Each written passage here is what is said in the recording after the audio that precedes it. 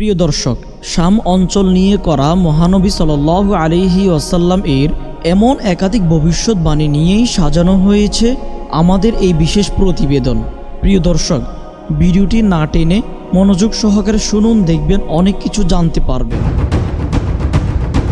সারা পৃথিবীতে যখন অন্যায় অত্যাচার বেড়ে যাবে, তখন ঈমানের শেষ ঠিকানা হবে শাম বা সিরিয়া অঞ্চল। কিয়ামতের আগে আসমান থেকে ঈসা আলাইহিস সালাম এই অঞ্চলে অবতরণ করবেন এবং দাজ্জালও সেখানে নিহত হবে, আর এখানেই হবে কিয়ামতের ময়দান। পৃথিবীর মানুষ সেই সময় এখানে ছুটে আসবে। মুসলিমদের একটি দল এই সময় সত্যের পক্ষে লড়াই করতে থাকবেন। মহান আল্লাহ শেষ পর্যন্ত তাদের সহায়তা করবেন। একমাত্র দুর্ভিক্ষ ছাড়া কেউ তাদের কোনো ক্ষতি করতে পারবে না। এই কথাগুলো কোনো সাধারণ মানুষের নয়, বরং আজ থেকে প্রায় 1450 বছর আগে এই ভবিষ্যৎবাণী করেছিলেন মহানবী সাল্লাল্লাহু আলাইহি ওয়াসাল্লাম। দীর্ঘ সময় ধরে চলা ইসরায়েলি ইহুদিদের অত্যাচারের পরেও ফিলিস্তিন মুসলিমদের মাথা উঁচু করে দাঁড়িয়ে থাকা দেখলে বোঝা যায় মহানবী সাল্লাল্লাহু আলাইহি ওয়াসাল্লাম এর বাণী কতটুকু সত্য। প্রিয় দর্শক, শাম অঞ্চল নিয়ে এমন আরও একাধিক বার্তা পাওয়া গিয়েছে বিভিন্ন হাদিসে। মুসলিম উম্মার কাছে পবিত্র নগরী মক্কা এবং মদিনার পরে তৃতীয় পবিত্র ও ভালোবাসার স্থান শামদেশ।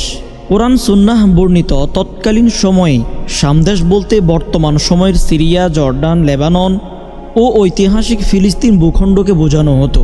যুগে যুগে আল্লাহ তাআলার পক্ষ থেকে যত নবী রাসূল সারা দুনিয়া এসেছিলেন, তার অধিকাংশ এসেছেন এই শামদেশে।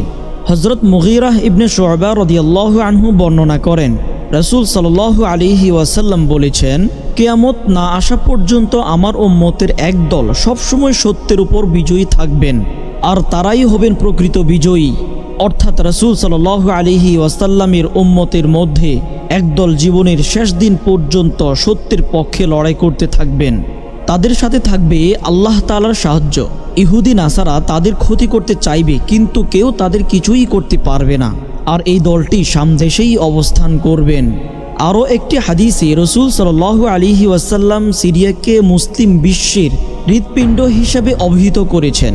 অর্থাৎ শামদেশের লোকেরা যখন খারাপ হয়ে যাবে, মন্দ এবং খারাপ দিক যখন সিরিয়া বা শামের লোকদের আক্রমণ করবে, তখন ধরে নিতে হবে যে পৃথিবীর কোনো অঞ্চলে মুসলমানদের মধ্যে আর কোনো কল্যাণ অবশিষ্ট নেই।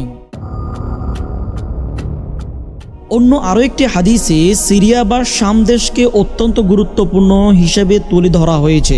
হযরত আবু হুরায়রা রাদিয়াল্লাহু আনহু বর্ণনা করেন, রাসূল সাল্লাল্লাহু আলাইহি ওয়াসাল্লাম বলেছেন, একটা সময় আসবে যখন গোটা বিশ্বে বড় বড় যুদ্ধ দেখা যাবে।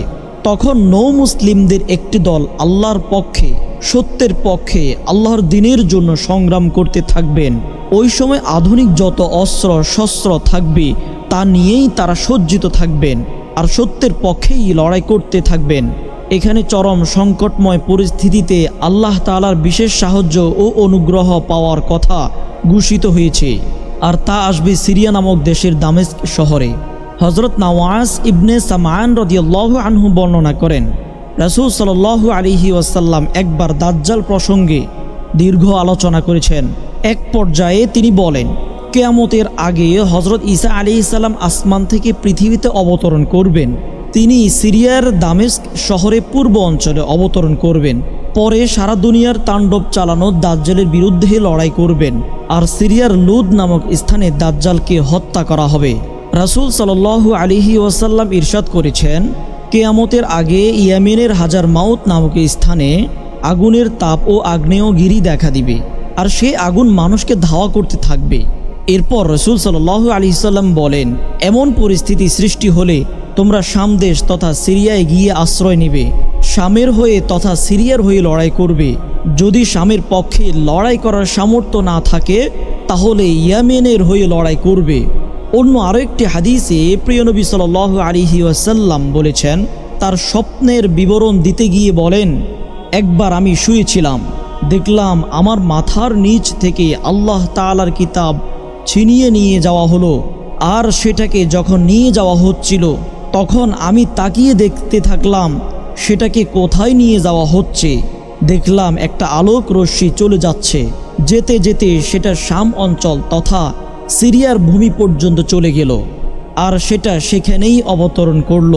তারপর রাসূল সাল্লাল্লাহু আলাইহি ওয়াসাল্লাম বলেন, যখন সারা পৃথিবীতে ফিতনা ফাসাদে ভরে যাবে তখন ঈমানের শেষ ঠিকানা হবে শাম বা সিরিয়া অঞ্চল, আর ঈমানদারদের শেষ আশ্রয়স্থল হবে শাম বা সিরিয়া অঞ্চল। হাদিসে বর্ণিত সেই শাম দেশে সীমাহীন অত্যাচার নির্যাতন চলছে। বিশ্বের সবচেয়ে বড় কসাইখানা পরিণত হয়েছে শাম দেশ তথা সিরিয়া ও ফিলিস্তিন। এই দেশগুলোর নিরীহ নারী পুরুষ ও শিশুদের উপর চালানো হচ্ছে মারাত্মক নির্যাতন।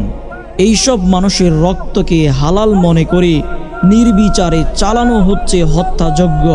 কিন্তু তারপরেও মাথা উঁচু করে দাঁড়িয়ে আছে ফিলিস্তিন মুসলিমরা, যা কিনা রাসূল সাল্লাল্লাহু আলাইহি ওয়াসাল্লামের ভবিষ্যৎবাণীর সাথে মিলে যাচ্ছে। প্রিয় দর্শক, আমাদের ভিডিওটি ভালো লাগলে শেয়ার করে দেন।